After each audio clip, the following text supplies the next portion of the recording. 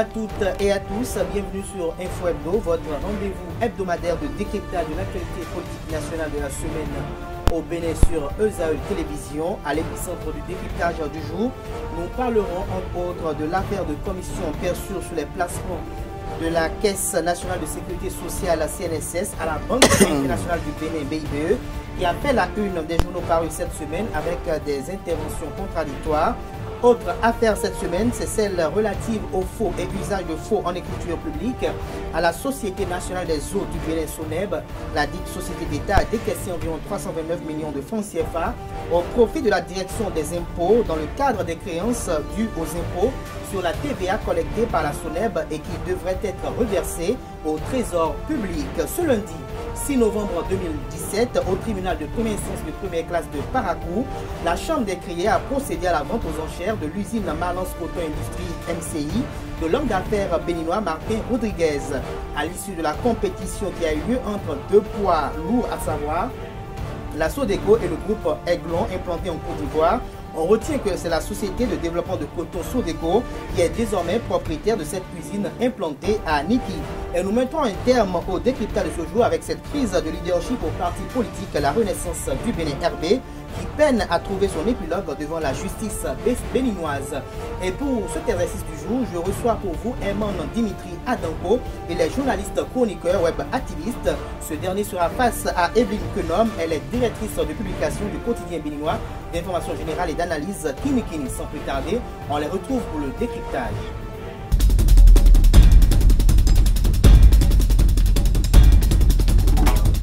Comme je l'ai annoncé à l'entame de cette émission, le décryptage de ce jour se fera avec Herman Dimitri Adanko. Herman, bonjour. Bonjour mon cher. Comment vous allez? Merci d'avoir accepté notre invitation. Vous êtes face à Evelyne Kenom. Evelyne, bonjour. Bonjour chers confrères, bonjour aux téléspectateurs de ESAE TV qui nous suivent en ce moment. Alors comme on le dit, on dit honneur aux femmes. Alors nous allons commencer par Evelyne Kenom au sujet du placement de fonds de la CNSS à la Banque internationale du Bénin. Alors vous êtes acteur des médias au Bénin, vous avez suivi l'actualité tout au long de la semaine. Alors, quelle analyse faites-vous de cette situation? C'est une situation dans laquelle je ne voudrais pas prendre particulièrement position vu que l'affaire est déjà portée devant les juridictions compétentes puisque le ministère de la Justice, le ministre de la Justice garde des Sceaux a été instruit donc de prendre les dispositions utiles pour que la procédure soit ouverte. Mais déjà, je vais me dire qu'en tant que béninoise, en tant que citoyenne, je me pose la question de savoir ce qui pourrait justifier le transfert des fonds ou le dépôt des fonds des retraités et des travailleurs et donc en DAT dans une banque qui est presque en faillite, dans une banque au bord de la banqueroute. Quelque part, il faudrait chercher à creuser les motivations de ceux-là qui sont responsables d'un tel acte. Ils nous diront peut-être que ce n'est pas la première fois ou que on a pris l'habitude de déposer les fonds de la CNSS dans des banques, mais lorsque la banque n'est pas en bonne santé, est-ce qu'il est utile, est-ce qu'il est judicieux de faire un tel placement? Je crois que la circonstance aggravante que le gouvernement a fait ressortir à travers le Conseil des ministres et à travers les propos du ministre des Finances, ces circonstances aggravantes ont trait à ce que des rétrocommissions auraient été perçues par les responsables de cet acte-là. En l'occurrence, un grand... trouvé cette traçabilité? Justement, dans les livres de la banque, il paraît qu'il n'y aurait peut-être pas de traces de ceux qui ont perçu les sous.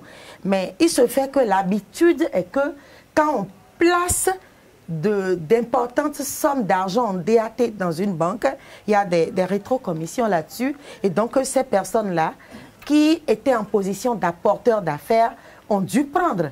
Et donc, le moment venu, ils auront à se défendre devant les juridictions et qui peut-être également vont pouvoir nous sortir des éléments qui prouvent que l'intention qui a sous-tendu le dépôt de ces fonds-là, c'est bien la recherche du profit sur ces fonds qui ont été déposés. Parce que je crois que c'est là le problème, l'épineux problème que pose le gouvernement. L'intention d'avoir de la commission sur des fonds des retraités, des travailleurs, que des syndicalistes et d'autres dirigeants de la CNSS se sont donné la liberté d'aller déposer.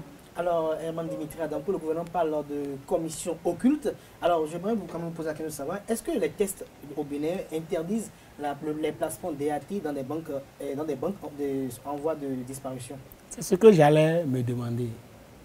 Je ne sais pas exactement ce que dit la loi de ce point de vue. Mais est-ce qu'on prend des risques en prenant les milliards des retraités et que l'on aille déposer dans une banque? Est-ce qu'on prend des risques ou non? Est-ce qu'on peut le faire et tomber subitement en faillite? Oui ou non? C'est oui.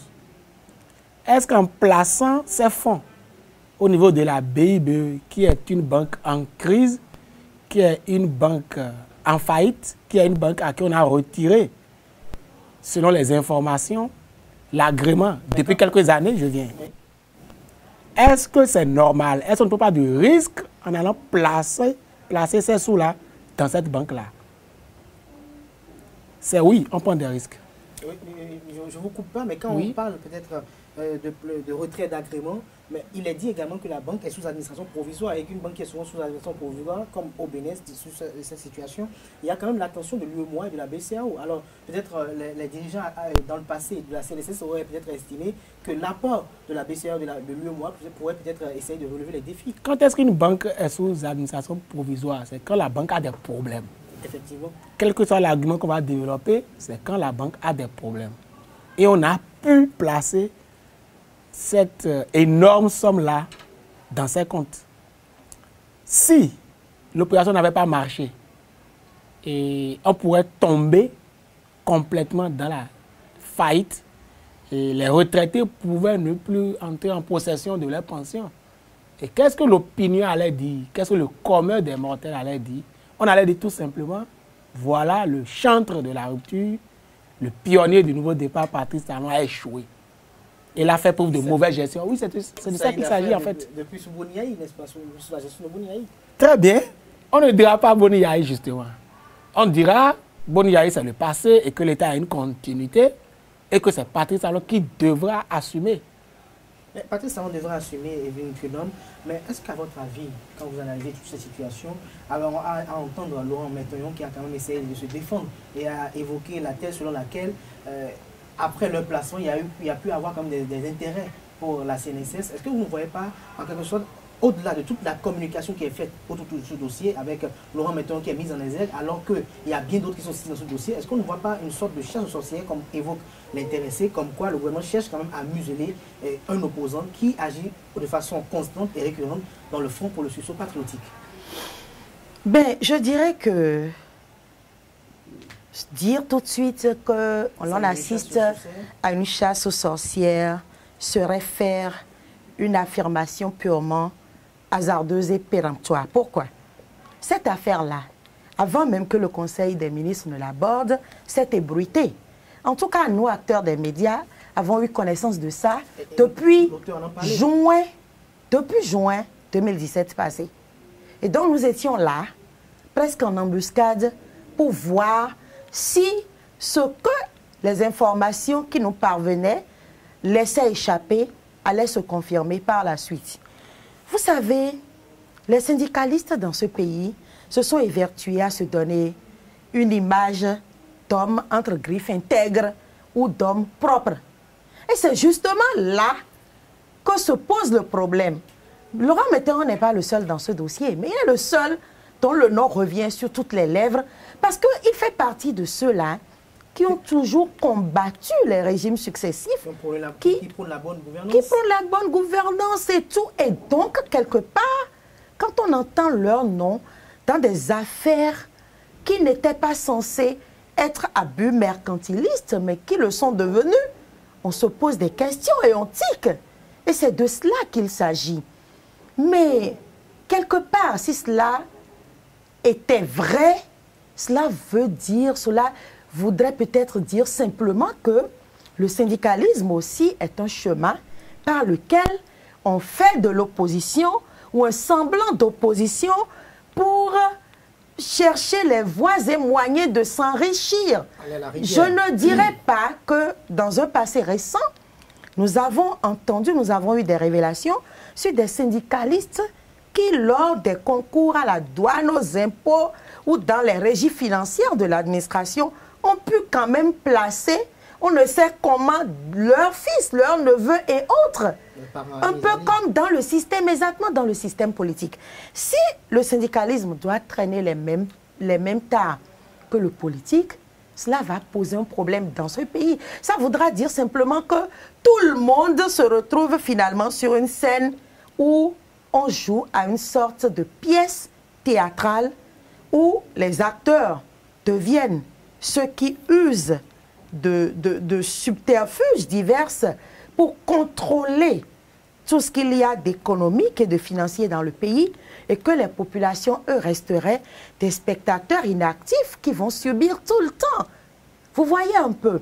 Et donc, quelque part, je me pose la question, hein, je ne sais pas si mon confrère Dimitri va partager la même opinion, mais je me dis que le nœud, parce que j'ai lu, j'ai relu et relu le communiqué du Conseil des ministres, le nœud dans cette affaire-là hein, se situe au niveau où il va falloir démontrer que les fonds ont été placés dans l'intention ou dans la seule intention d'avoir des rétrocommissions. Maintenant, devant les tribunaux... Oui, maintenant, devant les tribunaux, est-ce qu'on pourra prouver que l'intention était ou n'était que de percevoir de l'argent sur ce qui a été déposé? Et donc, quelque part, on pourrait encore aboutir à un non-lieu, même si les faits étaient purement réels. Et donc, quelque part, je pense qu'il va falloir revoir nos mentalités dans ce pays parce que c'est un problème de mentalité. Tout le monde est pressé de s'enrichir tout de suite.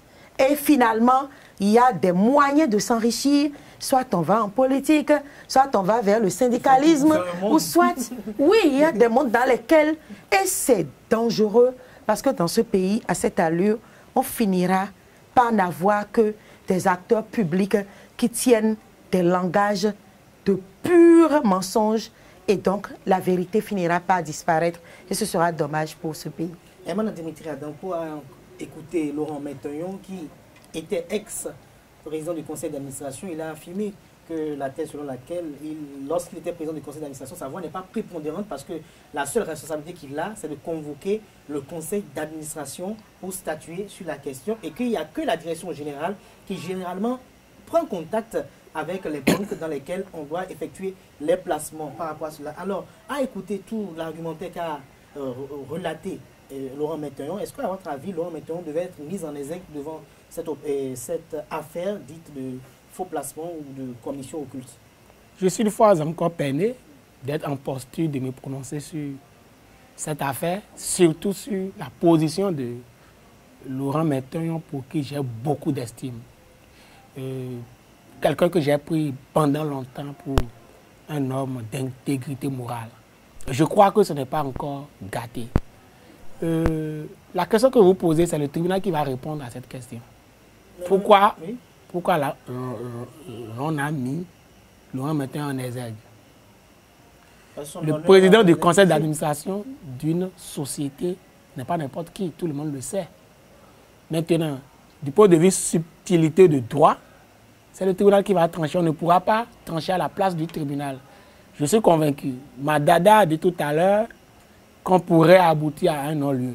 Je préfère encore un non-lieu que l'on dise dès le début pourquoi on va toucher à Laurent Metteillon. Pourquoi on va citer le nom de Laurent Metteillon juste parce qu'il est syndicaliste. Je vois pourquoi l'affaire Soneb ne fait pas autant de remous, ne fait pas autant de vacarme. On va en parler bientôt. Jusqu'à ce que, bon, c'est Laurent Metteillon, c'est Laurent Metteillon, c'est Laurent Metteillon. Si cette affaire n'avait pas cité le nom de Laurent Metteillon, peut-être qu'on ne serait pas ici à débattre. Et c'est ça la mauvaise mentalité des Béninois. C'est comme le cas d'un autre, où on a dit il a porté sa caution à l'élection de Patrice Talon. Il est multimilliardaire, il est un grand opérateur économique. Donc on ne doit pas le toucher. Vous faites allusion à Sébastien Jamé-Javon? Bien sûr. Il y a aussi l'autre fait qui consiste à dire chasse aux sorcières. Quand on limoge Romain, on ne parle pas de chasse aux sorcières. Quand on limoge le DG Soneb, on ne parle pas de chasse aux sorcières. Lorsqu'on touche à quelqu'un qui n'est pas en harmonie avec la gestion de Patrice Talon, on parle de chasse aux sorcières, comme si la lutte contre la corruption consiste à épingler juste les mouvanciers et à laisser les opposants tranquilles. C'est ça qui est dommage. Ce que reprochait Laurent Metteillon, comme l'a évoqué Evelyne tout à l'heure, il a dit que déjà depuis juin, mai dernier, qu'il avait des journaux, que peut-être je ne veux pas citer ici, qui avaient déjà été titrés sur lui, comme quoi Laurent Metteillon serait au cœur d'un scandale financier qu'on avait estimé à l'époque à 17 milliards de francs CFA. Et qu'à l'époque, il avait déjà constaté que c'était dû à son activisme au niveau du Fonds pour une société patriotique et qu'on veut essayer quand même de l'intimider parce qu'on estime qu'en sortant ces dossiers pareils, quand il va se taire, il va perdre de crédibilité. Sinon, pourquoi le gouvernement va chercher aujourd'hui ce dossier pour y voir clair? Je vais vous dire une chose. Politiquement, si c'est un montage contre Laurent Metteillon et qu'à la fin, c'est lui qui remporte la bataille, il sera encore plus populaire. Et le gouvernement, c'est le gouvernement qui va perdre des plumes si c'est effectivement un montage. Donc ça aussi, c'est à son avantage. S'il peut aller tranquillement devant les tribunaux, se prononcer et se faire laver de tout soupçon. Ok, voilà. Alors Evelyne Colombe, l'autre panel qu'on va aborder avant de passer au sujet suivant, c'est de voir, d'analyser un peu. Dans cette affaire de Laurent Metteillon, vous avez vu comment les réponses sont venues du tic au tac, du berger à la bergère, entre Laurent Metteillon, le directeur général de la CNSS, le directeur général de la BIBE et le ministre de l'économie et des finances. Alors, pourquoi cette spontanéité dans les réponses? Oui, parce que la réactivité du syndicaliste valait certainement de la part des autorités de se faire entendre aussi. Et comme vous l'avez si bien souligné, les réponses du berger à la bergère sont allées si vite que l'on s'est posé la question de savoir si chacune des parties s'était déjà préparée à ce jeu de ping-pong. Généralement, lorsque les noms des personnalités publiques sont cités dans des dossiers, ils ne réagissent pas. Mais au-delà de Laurent Metteillon, on a eu d'autres syndicalistes qui ont réagi. Et nous, journalistes, avons reçu, je ne trahis aucun secret en le disant sur un plateau de télévision, nous, journalistes, avons reçu dans nos boîtes électroniques des messages d'autres syndicalistes et d'autres hommes politiques visant à disculper ou à Laurent Metteillon ou à avancer déjà des idées ou des hypothèses qui pourraient amener à douter de son implication ou de son éventuelle culpabilité donc dans cette affaire-là. Et donc il y a eu un peu comme un soutien spontané dont il a bénéficié de la part de plusieurs autres acteurs politiques et du monde syndical. Et donc, quelque part, il ne s'est pas retrouvé seul au milieu de ce qui apparaît un peu comme étant des accusations. Mais quelque part, pour les gens comme moi, l'affaire est très simple. Qu'on soit un Laurent Metteillon ou qu'on soit un Béninois parfait inconnu, lorsqu'on est cité dans une affaire qui concerne l'utilisation ou la destination des fonds qui appartiennent à l'État et qui sont des fonds issus des cotisations des travailleurs et qui sont des fonds qui doivent servir à faire du social quelque part, assurer la pension des retraités, assurer les allocations familiales et autres charges sociales, que l'on s'appelle Metteillon ou que l'on ne s'appelle pas Metteillon. Il faut être serein. Il faut rester serein et se dire que nous sommes dans un état de droit et prendre les dispositions utiles pour que le moment venu, si l'affaire, puisqu'elle est en train d'être portée devant les tribunaux, si les tribunaux lui font appel, qu'il réponde, mais en prenant toutes les dispositions de droit pour se défendre. Parce qu'à l'étape actuelle, je ne pense pas, même si l'allure du communiqué du Conseil des ministres a tout l'air d'un réquisitoire, parce qu'on nous parle de commissions occultes, le choix des mots là semble accusé.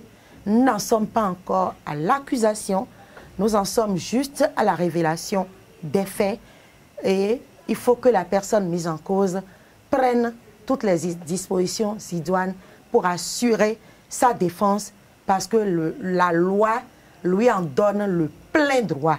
Voilà ce que je peux déjà dire sur cette question. Alors pour finir avec vous, Ayman Dimitri Adanko, comme je posais la question tout à l'heure à Evelyne, c'était de savoir, déjà à lire déjà le discours tenu par le compte rendu du Conseil des ministres, on a comme l'impression qu'on veut culpabiliser Laurent Metayon et avoir la spontanéité dans les réponses au niveau du directeur général de la CNSS, du directeur général de la BIBE et du ministre des Finances qui a déjà préparé, qui a déjà présenté la communication au Conseil des ministres. On a comme l'impression qu'on veut s'acharner contre la personne pour, à l'écoute que coûte, prouver devant l'opinion publique nationale et internationale comme quoi Laurent Metayon serait coupable alors que l'affaire est devant la justice. Très bien, vice de forme. Mais il y a le fond. Je crois qu'on ne va pas dire que parce qu'il y a vice de forme, parce que la forme est un peu grondolée, comme on le dit vulgairement, on va laisser le dossier, fermer le dossier. Je crois que la meilleure posture, c'est d'aller vers le tribunal tranchera. Je parlais tout à l'heure de l'affaire Adjavon, le tribunal a tranché, il est libre de ses mouvements. Il est libre de ses mouvements. Alors nous allons passer au sujet suivant, toujours affaire de malversation financière au Bénin.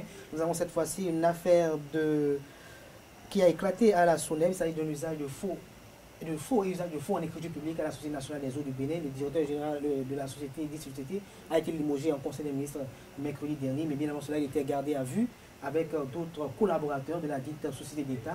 Evelyne Kenom, vous avez également, comme tout autre professionnel des médias au Bénin, qui ont paru quotidiennement pendant les 5 jours de la semaine, vous avez suivi de près cette information, cette actualité. Vous l'avez analysé d'ailleurs, je l'ai relayé dans la revue de presse, dans vos colonnes de vos journaux. Alors, quelle synthèse en faites-vous? Ben, effectivement, le quotidien Kinikini, au-delà de ma personne, a bel et bien suivi ce dossier-là. Il nous est arrivé de rester au palais de justice tard dans la nuit pour suivre l'évolution du dossier. C'est malheureusement une affaire qui vous fait dresser des cheveux sur la tête, même si vous n'en avez pas comme moi, et qui nous fait regretter l'intelligentsia de notre pays. Parce que quand vous regardez un peu de près ce qui s'est passé, vous avez le sentiment que l'intelligence des cadres utilisent leur intelligence, mais de façon inintelligente ou de façon carrément à l'antipode de ce qu'il faudrait faire. Je m'explique.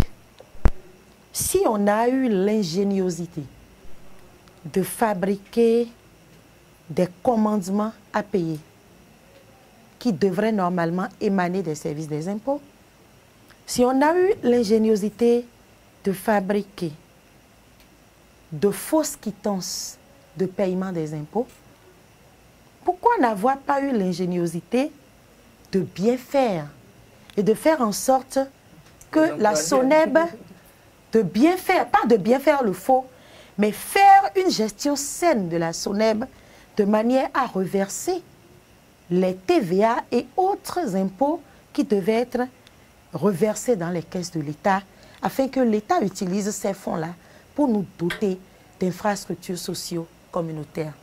J'ai mal pour mon pays parce que dans mon pays, le Bénin, à moins de 50 km de Cotonou, la capitale du Bénin, donc économique, des élèves continuent de s'asseoir sur des troncs d'arbres. Il n'y a pas de salle de classe, sinon des hangars de fortune pour former les cadres de demain. Mais pendant ce temps, les cadres d'aujourd'hui formés à grands frais et dont les études ont même été parfois financées à l'extérieur du pays par les fonds de l'État, viennent et asservissent l'État. Je n'ai pas voulu croire à ce que ces commandements-là avaient été vraiment de faux commandements qui sont sortis des laboratoires, des services fiscaux qui appuient la SONEB et des laboratoires des responsables de la SONEB. J'avais cru rêver, pourtant c'est vrai. Et sur les quittances, mon confrère ne manquera certainement pas d'attirer l'attention sur ces éléments-là. On n'a pas pris le soin de bien mentionner, ne serait-ce que l'intitulé exact de la direction des impôts. Il y a eu de petits éléments qui n'ont l'air de rien, mais qui ont permis tout de suite au cadre des impôts d'isoler le bon grain de livret. C'est dommage La procédure est en cours. Les tribunaux vont mettre l'affaire au clair parce qu'il n'y a pas encore de condamnation. C'est pourquoi le procureur de la République a parlé de prétendu. Pour eux qui n'est pas encore non-lu à ce niveau. Non, il y a malheureusement ou heureusement, il y a quand même des gens qui ont fait des aveux et qui ont permis à l'étape actuelle du dossier au procureur de comprendre ce qui s'est passé. Et c'est justement parce qu'il y a eu des aveux que des gens ont été disculpés à l'étape actuelle, même s'ils sont mis sous convocation. C'est dommage, mais c'est quand même l'argent de l'eau. L'argent de l'eau ne devrait-il pas servir à financer des infrastructures communautaires qui, PPA 2, voilà qu'on a eu droit à un non-lieu, on ne sait pas. On ne sait pas, c'est regrettable. C'est regrettable. Nous avons généralement des non-lieux à ce niveau. Après PPA 2, nous avons cela. Nous avons cette affaire de faux usage de fonds en écriture publique au niveau de la SONEM. Et comme d'autres voix le disent, de voix mieux indiquées que moi, il paraît que les affaires de falsification au Bénin sont coutumes, on l'air d'une rengaine dans l'administration publique au Bénin. Alors, Imam Dimitri, quand vous entendez cela, qu'est-ce que cela vous donne comme sentiment? Je crois que nous sommes tout à fait à l'aise dans ce dossier-ci, parce qu'il n'y a pas de syndicaliste, parce qu'il n'y a pas de métaillon. Ah bon? Il s'agit de quelqu'un qui a au moins la posture d'un mouvancier. Des autorités qu'on pourrait, le régime défunt. Oui, qu'on pourrait taxer de mouvanciers, de talonnistes, de rupturiens. Donc, on revient encore à une affaire de corruption. On revient à une affaire de falsification. C'est le pays qui fonctionne ainsi. La dextérité intellectuelle au service du mal, le dynamisme intellectuel au service du mal, c'est fréquent dans toute l'administration. Et c'est le lieu, peut-être que c'est maladroit, de saluer la témérité du nouveau régime par rapport à tous ces dossiers, malgré les vacarmes, malgré le tohu-bohu. Je crois qu'on n'est pas encore au tribunal, mais je pense qu'il faut dire, qu'il faut frapper fort. Il faut donner le signal pour que cela ne continue plus. Regardez avec quelle manie, avec quel art cette affaire-là a été opérée. Au point où il faut vraiment être chef, il faut vraiment être spécialiste pour déceler cela. Je tire chapeau à ceux qui sont parvenus à le déceler et j'attends le tribunal. Vous avez l'habitude de parler de non-lieu. Je dis, je préfère encore un non-lieu que l'impunité, que l'affaire reste tout le temps. Oui, les non-lieux partis talons où le gouvernement ne va pas se mettre à la place du tribunal. On a comme l'impression que notre justice, quand elle se voit, elle est face à une affaire où elle est peut-être incapable, ou peut-être nous allons en parler peut-être au niveau de la RB quand on va revenir, on sent que la justice peut-être a peur d'être écœurée certaines sensibilités, alors tout de suite, on brandit un non-lieu pour faire taire toute la polémique. Allez voir la justice pour ça. Le régime actuel a déjà fait son travail. Le régime actuel a déjà fait son travail. Nous allons dire quand même un mot avant de passer au sujet suivant. Toujours avec le cas de la SONEM aujourd'hui. Est-ce qu'au niveau de ces différentes sociétés d'État aujourd'hui, est-ce qu'avec vous, vous ne pensez pas qu'il est temps aujourd'hui de réformer l'administration publique à telle enseigne qu'un contrôle d'éthique et de morale soit effectué avant qu'on puisse nommer ces gens à différents postes qui sont quand même tout aussi administratifs que politiques? Je vais peut-être vous décevoir, je n'y crois plus. Je n'y crois plus parce que j'ai le sentiment que je suis dans un pays où on professe beaucoup plus des idées, des opinions, qu'on ne les met en pratique. Je n'y crois plus parce que j'ai comme l'impression que nous sommes tous... Nous sommes tous entourés ou envahis par une gangrène qui est en train de nous ronger, qui nous ronge progressivement. Il y a des personnalités, de hautes personnalités de ce pays qui tiennent des discours très fins, en fait, des discours qui vous emballent. Mais il arrive que vous appreniez des choses sur leur comportement en privé, sur des actes qu'ils posent qui vous donnent le tournis, aussi bien dans la mouvance que dans l'opposition. Parce que le risque encore, c'est qu'on jette la pierre à ceux qui sont au pouvoir, pensant que ceux qui ne sont pas encore au pouvoir viendront et feront mieux parce qu'ils sont peut-être dans la posture de la victime ou non. Et malheureusement, face à tout ça, nous sommes dans un cercle infernal. Et le peuple dupe qu'il est se dit que bon, quelqu'un qui est victime, il faut se porter vers lui. On voit en lui un sauveur. La victime vient, le cercle infernal se rétrécit, elle nous sert davantage et on place encore l'espoir en une autre victime. Et puis, ça va donner encore la même chose. Je pense que il faudrait, au-delà de l'enquête de moralité, il faudrait que les directeurs généraux de société prêtent désormais serment. Il faudrait trouver le mécanisme pour leur faire prêter serment, peut-être devant la Cour suprême, qui est la plus haute juridiction en matière administrative dans notre pays. Faire en sorte que nos autorités ou nos directeurs généraux puissent quand même avoir peur de quelque chose. Et il faut aussi retourner au parcours. Nous sommes tous matérialistes, mais certainement à divers degrés. Retourner dans le passé des gens... Il peut ne pas l'être au début, mais n'est-ce pas, Iman Dimitri, je ne coupe pas, hein, mais il ne peut ne pas l'être au début, mais peut-être une fois venu au bord de la marmite, sentir que vraiment il y a à manger, il y a de gros morceaux ici, que j'étais peut-être habitué à de petits morceaux, n'est-ce pas? Je vous vois tous deux là parler de changement de mentalité ou de nouvelle conscience. Non, je n'ai pas sorti le terme nouvelle conscience. Non, il n'y a pas de mots. Bon, peut-être avant de parler de changer de mentalité. Je pense qu'on va peut-être... La mentalité dont on parle, c'est un 20 mots. Et tu as compris. Ça ne veut rien dire. Personne ne changera de mentalité et personne n'aura une nouvelle conscience. Okay. Il faut mettre les balises. Il faut mettre le dispositif légal pour que tout le monde voit que si on pose tel acte, on est frappé par telle loi. Et prier que Dieu nous donne les chefs qu'il faut pour appliquer ces lois-là.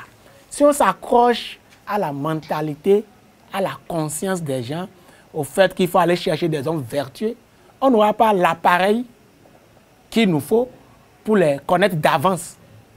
On les met là, compte tenu de ce que nous savons sur eux, mais on ne les guette pas la loi. C'est pourquoi je dis tout à l'heure, on a parlé de Mentoyon et on a parlé de DG Soneb.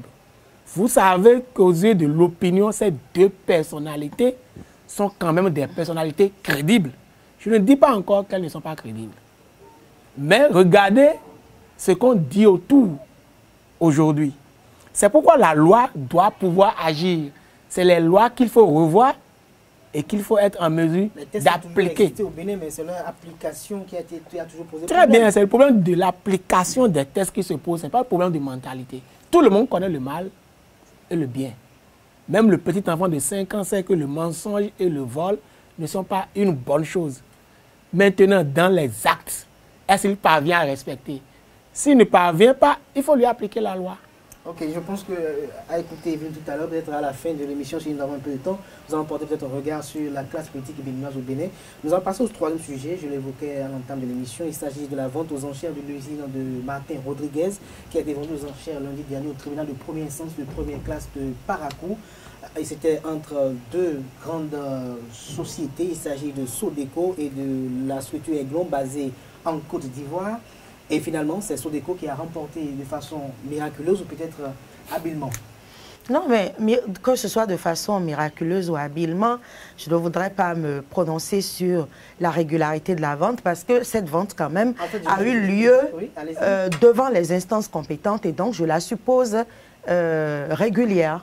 Et puis, 5 milliards, là, c'est allé dans la poche de qui? 3 milliards pour Rodriguez. Vous et moi, on a quoi dedans? Le peuple béninois, là, ça nous profite en quoi? Ça ne nous profite en rien, cette affaire. Peut-être que la Sodeco va utiliser ces usines-là pour transformer, travailler le coton et donc commercialiser ce coton. Et l'État, à travers cette commercialisation, va certainement empocher des impôts, des taxes qui vont peut-être servir plus tard dans la caisse commune, dans la cagnotte commune, à construire des infrastructures. Sinon, permettez-moi de vous dire que cette vente-là et cet achat-là, pour des gens comme moi, ça ne nous intéresse pas trop parce qu'il y a 3 milliards qui ont atterri dans les poches de quelqu'un qui est propriétaire de son bien, qui l'a vendu. Ben, Nous, on ne parle pas encore d'affaires de milliards. Je vais revenir à et vous, donc, quelque part, c'est une affaire de riches, ça. L'historique de cette affaire, de cette usine MCI de Niki, mais avant cela... Qui n'était même pas fonctionnelle, non? Qui n'était pas fonctionnelle dans le passé. Justement. Et donc, l'achat sauve quelque part l'usine. L'achat sauve, mais bon, peut-être comme vous gardez la parole, je viens vous poser la question. Ouais. Quand vous avez vu la guerre qu'il y a eu tout le temps entre Patrice Talon et Martin Rodriguez dans le secteur du coton, quand on a appris, Martin Rodriguez l'a affirmé lors des campagnes présidentielles, que pendant longtemps, Patrice Talon, en complicité avec les gouvernants, a tout le temps œuvré pour que son usine n'ait pas de coton et que sur les normes internationales de coton, on reconnaît que l'usine MCI implantée par le consortium que dirige Martin Rodriguez a quand même une performance qui ne dit pas son nom dans la sous-région ouest africaine. Alors pourquoi cette usine a été privée de travail pendant toutes ces années données? Est-ce que ce n'est pas une stratégie, comme tout le temps, on en reproche à Patrice Talon, à l'opérateur économique Patrice Talon d'alors, de pouvoir asphyxier ses challengers, ses concurrents, à l'effet peut-être ou à la finalité de vouloir acheter leur usine finalement? Vos propos me font venir à l'esprit une phrase passe-partout, no pity in business. Ce sont deux hommes d'affaires. Pour l'homme d'affaires, ce qui est important, c'est la recherche du profit. Et c'est la rage. Je ne dirais pas ça, mais je sais que pour avoir observé un peu l'évolution des choses ces 15 dernières années dans mon pays, ces deux hommes d'affaires se sont livrés à une guerre froide, puisque ce n'était pas une vraie guerre visible, mais c'était une guerre beaucoup plus en sourdine, jusqu'à ce que l'un parte en exil, Martin Rodriguez, et jure que l'autre, Patrice Talon, ne prendrait jamais, n'accéderait jamais à la magistrature suprême dans son pays. Mais ce qui a étonné, c'est que juste au lendemain de la proclamation de son opposition à Patrice Talon, malgré qu'il ait œuvré pour sa non-élection et qu'il ait été élu, juste au lendemain de la proclamation donc des résultats et juste au lendemain de la proclamation de la posture d'opposant par Martin Rodriguez, il a pris l'avion et il a disparu du Bénin. Et donc Martin Rodriguez a été un opposant qui n'a jamais fait de l'opposition, en tout cas sous Patrice Talon au Bénin. Et pour que les deux fument quand même le calumet de la paix, je crois en pleine crise l'année dernière, Talon à Djavon, Patrice Talon a quand même eu l'humilité d'inviter Martin Rodriguez à lui rendre visite. Les deux hommes ont eu un tête-à-tête après lequel, déjà au cours duquel, ils ont certainement parlé d'un certain nombre de dossiers, dont justement la vente et le transfert donc de l'usine d'égrenage de coton de Niki dans le patrimoine de la Sodeco. C'est sûr que ça a été discuté déjà et que ça a fait l'objet d'un accord entre les deux parties. Mais si les deux hommes qui étaient diamétralement opposés en arrivent à s'entendre, même si Patrice Talon aujourd'hui n'est plus à la tête de ces sociétés, il reste quand même, il demeure qu'il a été l'initiateur, le fondateur de ces entreprises-là. Et donc, quelque part, on ne peut pas ne pas le voir derrière. Je suis d'accord. Oui, à sa place, vous feriez comment? À sa place, vous vous mettriez à l'écart de vos affaires pour qu'on ne vous accuse pas de délit d'initié. Mais à sa place aussi, vous n'allez pas abandonner tout ce que vous avez passé toute votre vie à bâtir. C'est pourquoi il a cherché des hommes sûrs dans son sérail pour les placer justement à la tête de ces sociétés et même à céder des capitaux. Justement, le peuple béninois a choisi de confier sa destinée à un homme d'affaires et donc le reste, saluons tout au moins déjà le fait qu'il a eu l'esprit de discernement qui lui a permis de se retirer de ses affaires pour ne pas porter la double casquette de président de la République et d'homme d'affaires. C'est déjà à saluer. Et donc, le reste, nous sommes là, nous allons observer. Alors, Emmanuel Dimitra Danko, alors, à voir l'histoire de Patrice Talon, on a comme l'impression qu'il a du mal à s'entendre avec les opérateurs économiques, c'est Foufa Gourou, c'est Issa Salifou, c'est Sébastien Germain à Javon, comme l'a évoqué tout à l'heure. Alors, qu'est-ce qui se passe? Est-ce qu'il y a toujours la phrase que l'a évoquée No pity in business. No pity in business, il n'y a pas de pitié dans le business. Est-ce que c'est à cause de cela qu'ils n'arrivent pas à s'entendre avec les opérateurs économiques ou ses confrères, on va dire, peut-être ses homologues? Ou bien ses anciens confrères? Je ne sais pas avec quel opérateur économique, c'est Foufa Gourou, lui, ou Issa Salifou s'entendait pour se faire des milliards. Aucun homme d'affaires ne s'entend avec l'autre. Ils sont tous des gloutons, c'est leur nature, leur métier est de ramasser des milliards tous les jours. Ça, ce n'est pas une affaire du peuple. Et quand on parle de la société de Niki, de Rodriguez, c'est une affaire purement privée. Les gens réagissent comme si la société de Rodriguez était une société d'État que Patrice Talon s'est acheté. Ce n'est pas cela. C'est Rodriguez qui s'est retrouvé dans une position de faiblesse, qui a vendu sa société. Et on l'a acheté à 3 milliards. Si ça ne lui va pas, ce n'est pas bénéfique pour lui, il ne vend pas. Il laisse ses machines pourrir. C'est ça le monde des affaires. Il y a des gens qui ont choisi d'être instituteurs et qui sont au tableau tous les jours. On ne leur dit pas pourquoi ils écrivent au tableau tous les jours. L'homme d'affaires a pour rôle de se faire des milliards tous les jours. Ce n'est pas une affaire de pitié. Ce n'est pas une affaire de pourquoi ils se mettent si tant plein les poches. C'est des histoires. Des gens choisissent d'être professeurs agrégés de sociologie. Et ils bombent le torse à la télé, agrégés de droit. C'est leur option. Patrice Talon, Olivier Bocor, Cotigan, Johannes Dayan et autres ont choisi de faire les affaires. Et nous avons opté pour eux à 75%, lors des derniers, à 65% du moins lors des dernières élections. On assume. C'est un choix qu'on doit assumer. Ils feront ce dont ils sont capables et ils ne feront pas ce dont... autonomie. Voilà.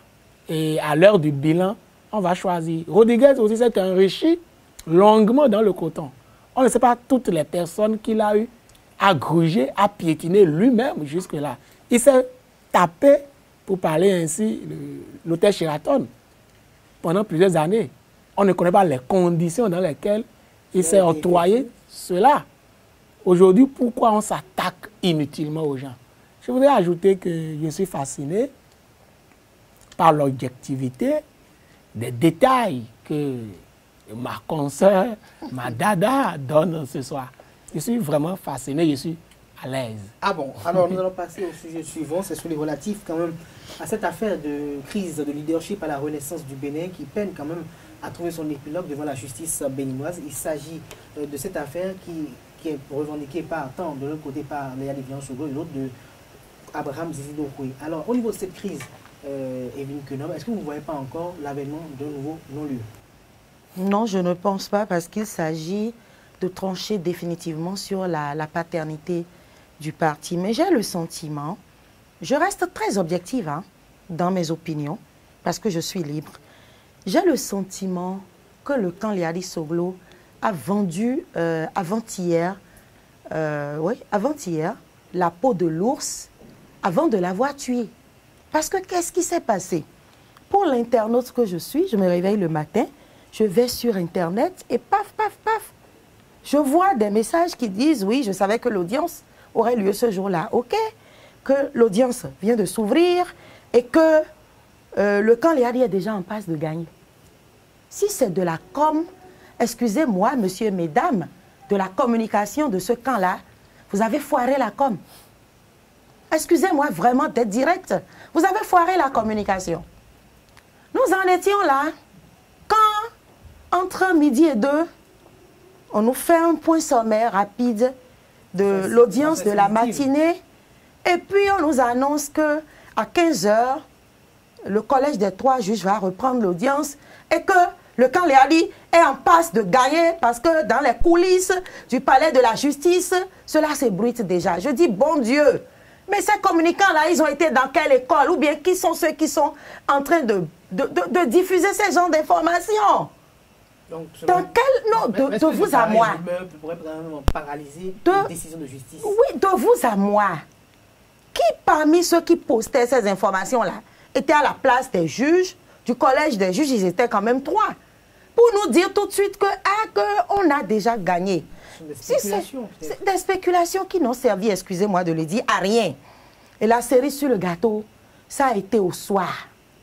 Quand maître Robert Dossou a fait sa déclaration, il a dit que lui, il n'a jamais vu une situation du genre se produire au palais de justice depuis 44 ans d'exercice de son métier. Maître Robert Dossou n'est pas n'importe qui, nous le savons. Mais quand nous avons creusé en tant que journalistes, parce que nous tenons à rester impartial, nous avons compris que l'un des 3 juges qui devait siéger s'est déporté. Mais ça, Maître Robert Dossou ne nous l'a pas dit. Il ne nous l'a pas dit. Mais qu'est-ce que nos mêmes internautes ont fait? Ils ont pris des portions de phrases de Maître Robert Dossou qu'ils ont mal transcrit et ils ont dit, paf, que Robert Dossou menace de faire une conférence de presse nationale et internationale. L'une à Cotonou et l'autre à Paris. Je dis, bon Dieu, ça, c'est la totale. C'est la totale, pourquoi? Parce que le style même communicationnel ne va pas. On dit que Maître Robert Dossou menace de... Comment peut-on menacer de faire une conférence de presse dans une affaire qui n'est même pas encore, où le délibéré est encore attendu? Moi, je me suis, en tant que journaliste, je me suis rapproché d'un certain nombre de mes sources. Et qu'est-ce que mes sources m'ont révélé? Mes sources m'ont révélé simplement qu'un juge d'abord, qui fait partie donc d'un collège de juges qui doit statuer sur un dossier, qui doit connaître de l'affaire, le juge est libre de se déporter, comme les avocats de l'une ou de l'autre partie sont libres de dire qu'ils vont récuser tel ou tel juge pour tel motif prévu dans le code de procédure civile en République du Bénin. J'oublie les articles puisque j'ai même eu à regarder, à lire ces articles-là qui prévoient la récusation et donc la déportation. Et c'est des cas de figure bien prévus par la loi. Donc, l'un des trois juges s'est déporté. Un juge est-il libre ou non de se déporter? Il se déporte, c'est quoi? Il dit, je ne veux plus être du collège des trois juges qui vont statuer sur l'affaire. Il s'adresse à sa hiérarchie et demande, je vous prie de bien vouloir me remplacer. Ça veut dire alors qu'il y a des choses qui se passent quand même. Je ne peux pas dire qu'il y a des choses qui se passent, même si nous pressentons tous qu'il y a des choses qui doivent se passer. Déjà, quand un camp balance sur le net déjà le matin qu'il est sûr de gagner, ça discrédite déjà l'audience qui se déroule dans la journée. Ça veut dire que des choses peuvent se passer ou alors des choses se sont passées. Et maintenant, après, quand un autre juge se déporte aussi, on peut se poser des questions, mais toujours est-il que le juge est libre de se déporter. Et c'est ce que ce juge-là a fait.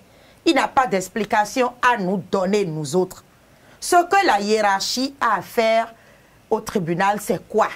C'est de recomposer la composition donc du nouveau collège de juges qui va connaître de l'affaire et maintenant de choisir une autre date pour la tenue de la prochaine audience. Je crois que voilà où nous en sommes.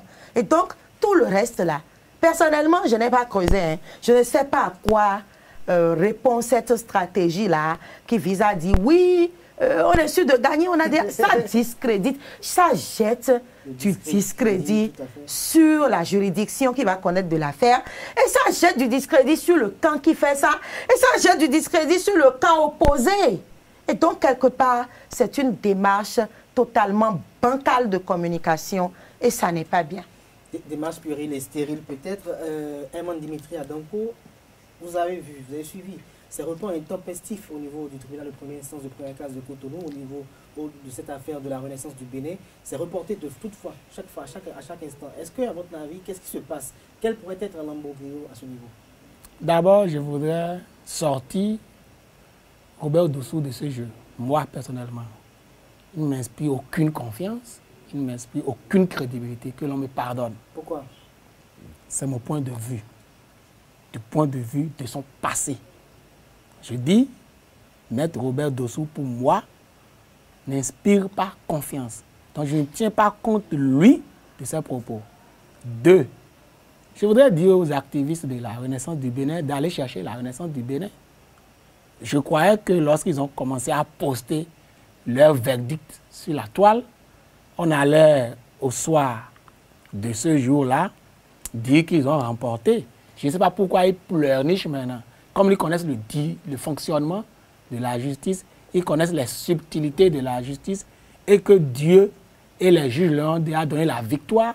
Ils n'ont qu'à savourer la victoire, prendre la RBE, continuer à fonctionner. Ils se sont piégés. Tout le monde sait que cette affaire est une affaire juridico-politique et que ça va générer des surprises au jour le jour. C'est pourquoi ça traîne, nous savons. Mais il faut encore que les gens savent garder sérénité. Il faut qu'ils soient objectifs. Il faut qu'ils se calment pour que la justice fasse son travail. Voilà qu'on est en train de dire, contrairement à ce que nous on croit, que le juge peut se déporter. Dit, je ne veux plus, on va recomposer et prolonger les dates. Le temps qu'un adversaire ou l'autre prépare encore ses coups pour pouvoir gagner. Allez dire aux activistes ou aux communicants de la Renaissance du Bénin de se tranquilliser. C'est pas à moi d'aller le dire. Alors, non, laissons-le finir sa phrase, sinon il perd l'idée. Voilà, de se tranquilliser, tout simplement. Ils vont rester calmes. Est-ce que ce n'est pas un jeu qui vient peut-être d'un camp autre que aussi le camp Liadi Soglo? Tout est possible. On pourrait même dire que c'est eux qui sont passés du début du montage jusqu'à la fin. Ça peut être montage. Peut-être parce que c'est eux qui ont eu vent de ce qu'ils ont perdu. C'est possible, tout est possible. Comme l'évoque Evelyne Quenom, c'est peut-être possible que ce soit un montage, non pas trop spéculé. Un montage qui peut même venir du propre camp de Liadi ou du camp opposé, on ne sait pas. Ça que je dis. Mais il y a une guerre précoce pour conditionner notre beaucoup mental. D'agitation. Oui, déjà le matin, l'audience s'ouvre et paf, le tel cas a déjà gagné. Si c'est ça, ce n'est justement pas... Oui, et il ne s'agit pas des journalistes, hein, ce sont juste des animateurs des réseaux sociaux qui balançaient ça. Mais les autres relayaient avec une telle rapidité que... Mais c'est une rapidité impressionnante. Aussi sur les réseaux sociaux. Mais ça nuit quelque part. Je pense que nous n'avons pas trop peut-être spéculé sur cette affaire qui est en cours devant les juridictions compétentes. Nous espérons que le meilleur gagne en toute légitimité dans cette affaire. Je ne vais pas vous laisser quand même, puisque Evelyne Quenom avait commencé tout à l'heure, je vais vous laisser quand même porter un regard critique sur la classe politique béninoise. Je vais prendre un avis de tour de table avant de mettre un thème à cette émission de ce jour. Alors Evelyne Quenom, très rapidement. Quel regard portez-vous sur la classe politique béninoise? Bon, la classe politique est ce qu'elle est. Hein. Vous avez vu, elle est ce qu'elle est. Nous est quand même au cœur d'une brillante polémique, je veux dire. Hein. Aujourd'hui au Bénin, sur les réseaux sociaux, il est quand même un grand activiste des réseaux sociaux au Bénin. Il y en a plusieurs de la cabine de l'autre. Il a quand même pu se faire une grande visibilité. Oui, quelque part, vous savez, la scène politique est un monde où on entre, où on sort comme on veut, parce que s'exerce sur cet espace et dans cet espace beaucoup de liberté, ce qui est à saluer.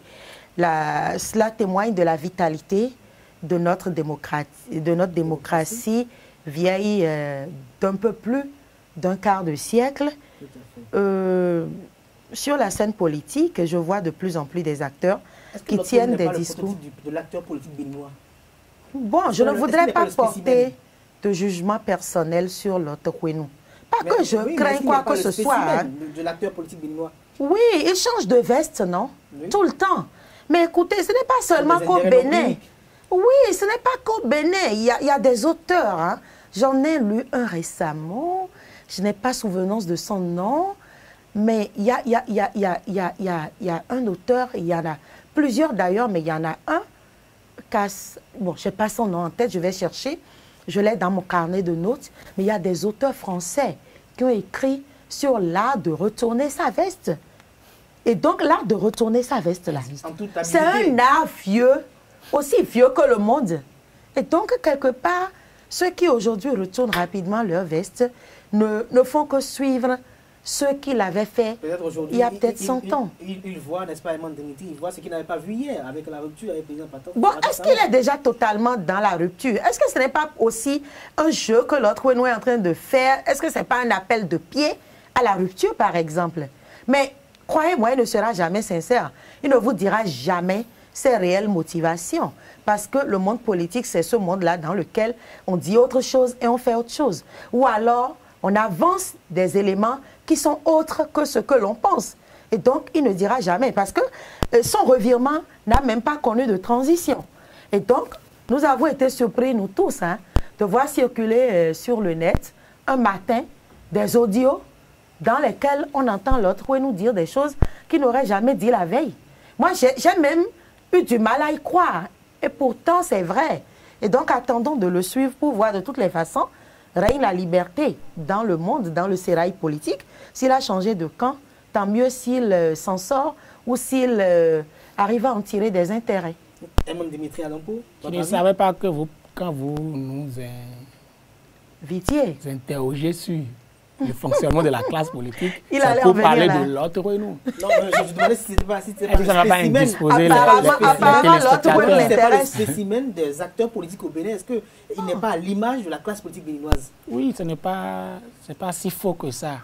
J'en fais raison. Oui, c'est pour faire cette comparaison. Je crois que ça n'est pas si faux.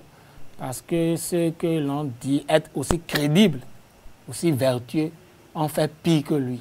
Je crois que c'est ce que vous voulez. C'est ce que vous voulez dire. Qui ont loué des louanges d'un homme qui ont été des grands griots et qu'aujourd'hui, ils sont totalement de l'autre côté. Bien sûr. En fait, la classe politique a échoué un peu à 80% et elle doit se reprendre au sérieux. Voilà qu'elle s'organise encore pour refuser les réformes. Les réformes qui permettent... Voilà. C'est ça qui est dommage. Ok, merci à vous, Herman Dimitri Adampo. Merci à Evelyne Kenom.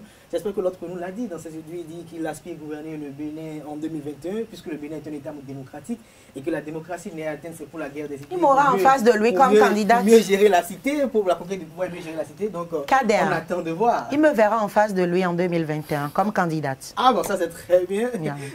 Merci à vous, Herman Dimitri Adampo. Je rappelle que vous êtes journaliste, chroniqueur, web activiste. Vous étiez face à Evelyne Kenom, directrice de publication du quotidien béninois d'information générale et d'analyse Kini Kini. Mesdames et messieurs, c'est sur ces mots que je mets un terme à l'émission Info Hebdo de ce jour. Merci de l'avoir suivi. Passez un agréable week-end en compagnie de nos programmes sur les www.ezaïtv.com. Passez un agréable week-end une fois encore et on se retrouve le week-end prochain.